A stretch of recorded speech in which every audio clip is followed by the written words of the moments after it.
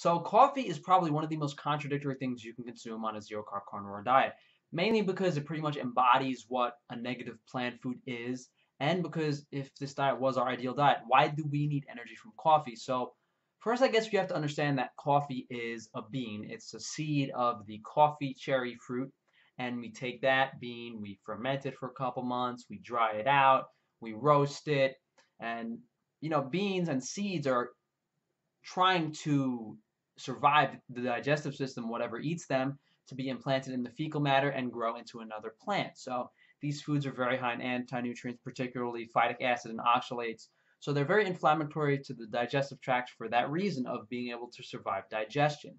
When you take this ground coffee and pour water over it, what you're pretty much drinking is a cup of caffeine and anti-nutrients.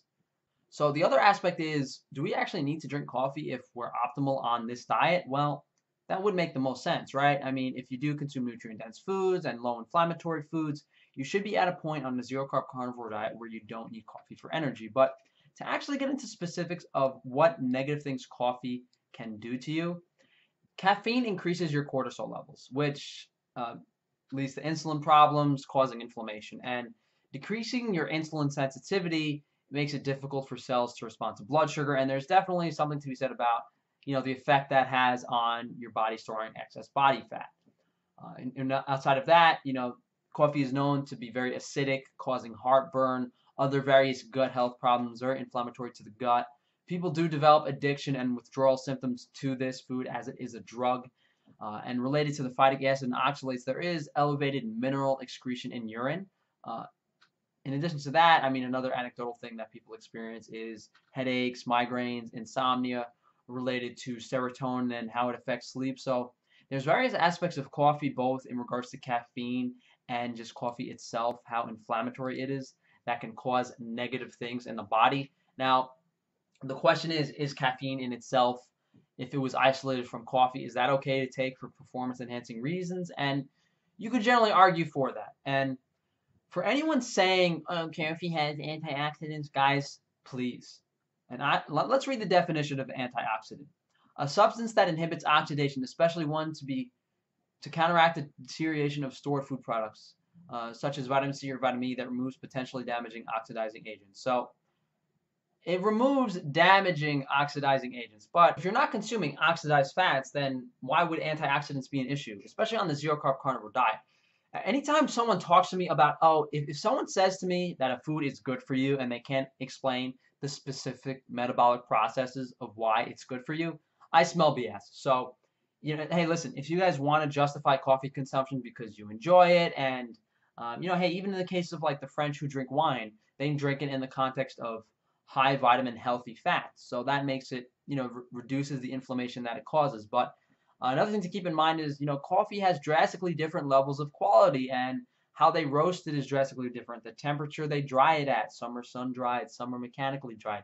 There's varying levels and quality of coffee that certainly affect how your body handles it, and there's a big difference between someone having the highest quality espresso they can for dessert and someone that drinks half of, like a whole kettle of black coffee every day. So removing it initially from the zero-carb carnivore diet is definitely something that should be done, and experimenting with different types of coffee to see what you can tolerate is fine. But to say that coffee is beneficial to you and that it depends on the person and all that BS, please don't kid yourselves, guys. You can try to say, I enjoy it. It's not too negative for me. I sleep fine and those things, but there are very apparent negative things that happen when you consume coffee, and there's no denying those things. To touch on the topic of tea, this is very specific to actually what type of tea you consume, because there's obviously a big difference between a flower or herbal tea versus like a green tea, because certain green tea supplements and people who've consumed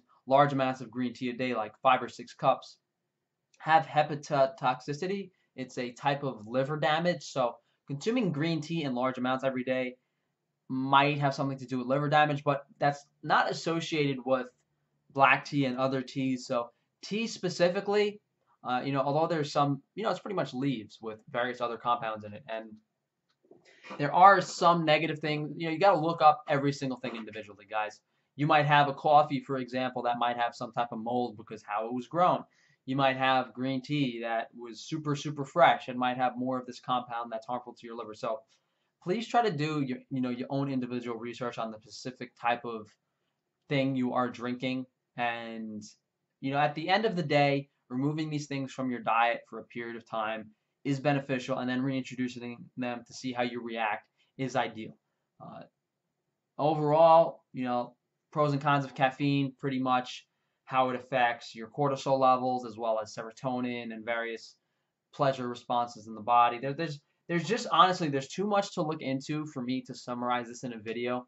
And overall, at the end of the day, what are you gonna do? Remove it, see how you feel. If you don't want to remove it, if you're one of those people that were fighting me on my last video that I made about this, I had to redo this, by the way. This is a bit longer, going more into detail and giving concrete information on what coffee actually does that might harm you.